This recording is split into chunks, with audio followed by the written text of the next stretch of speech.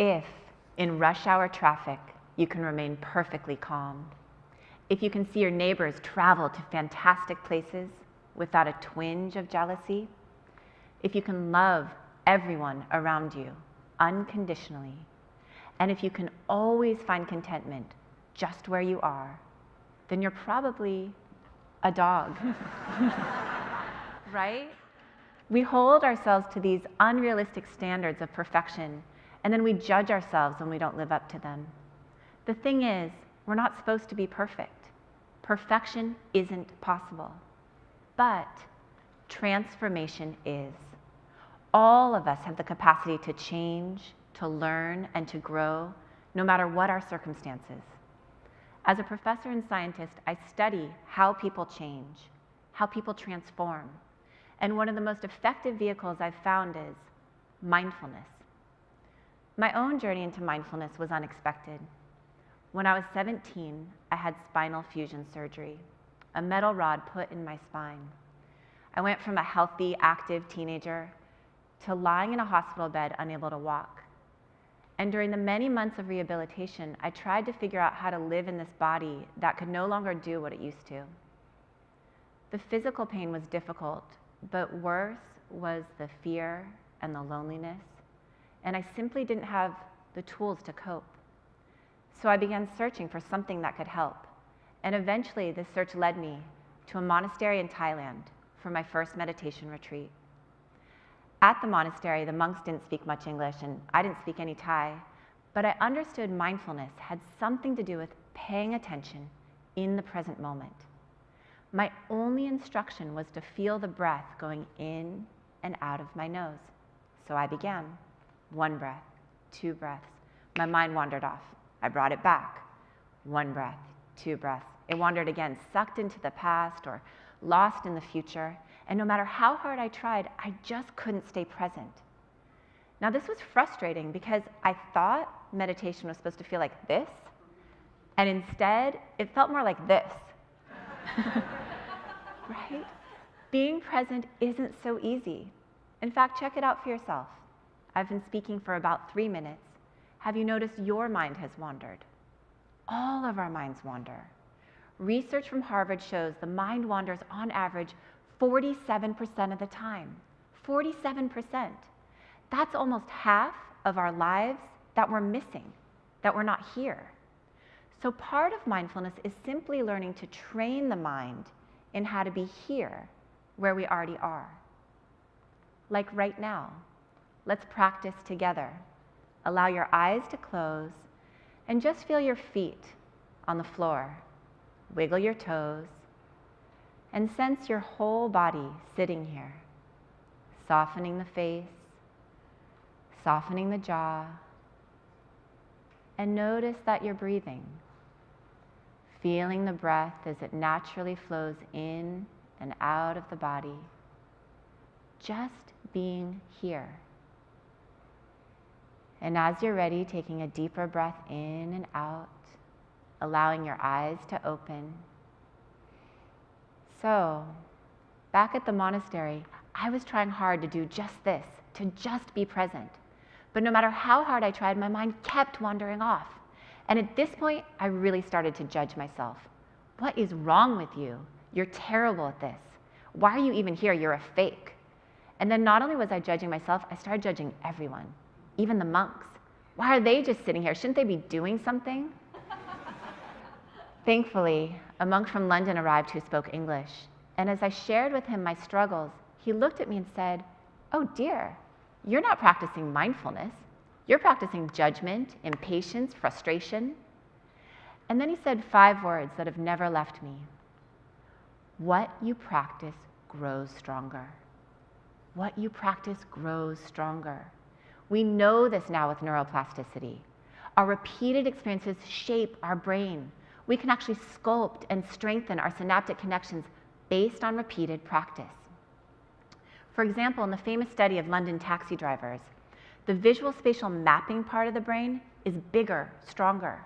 They've been practicing navigating the 25,000 streets of London all day long.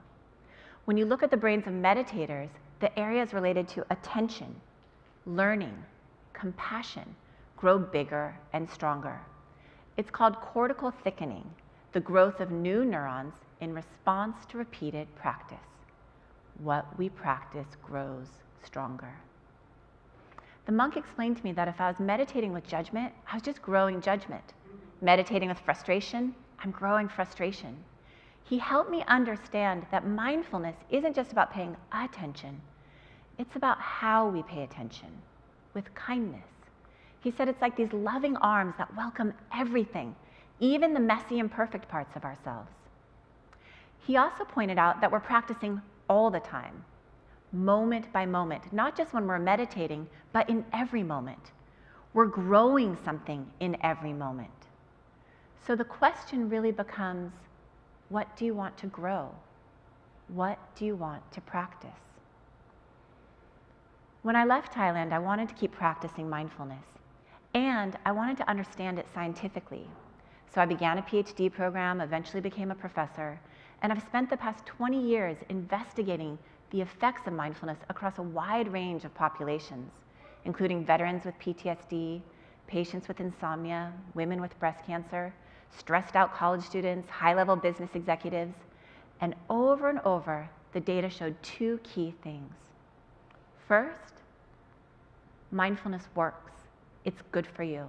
It strengthens our immune functioning, it decreases stress, decreases cortisol, helps us sleep better. When we published our first research back in '98, there were only a handful of studies. Now there are thousands of studies showing the beneficial effects of mindfulness. It's good for us.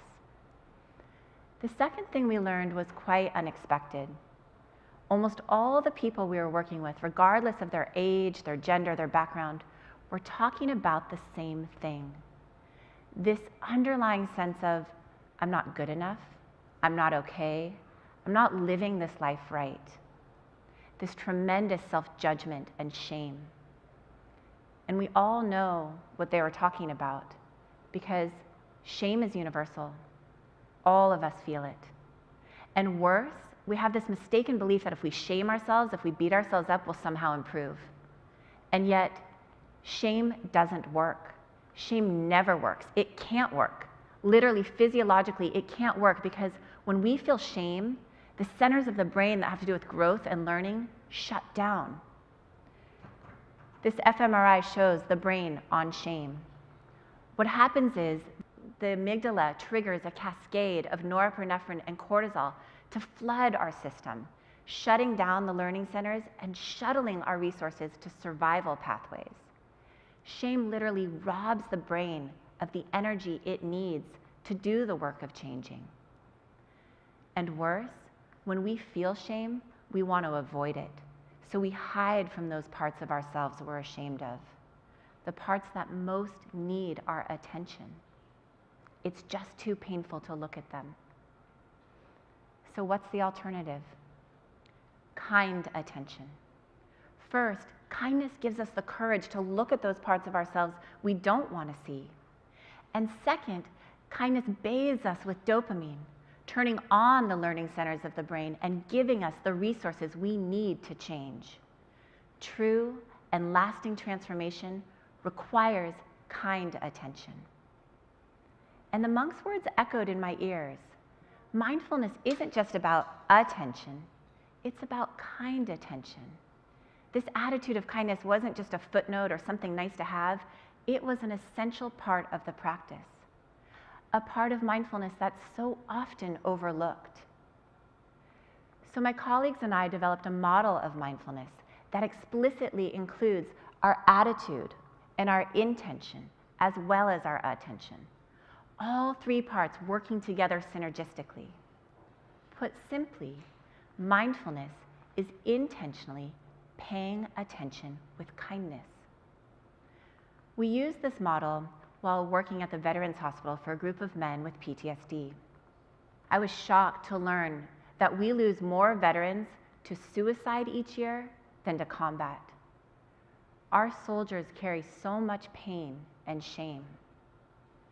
So the intention of the mindfulness group was to cultivate this kind attention, even for the seemingly unforgivable parts of ourselves.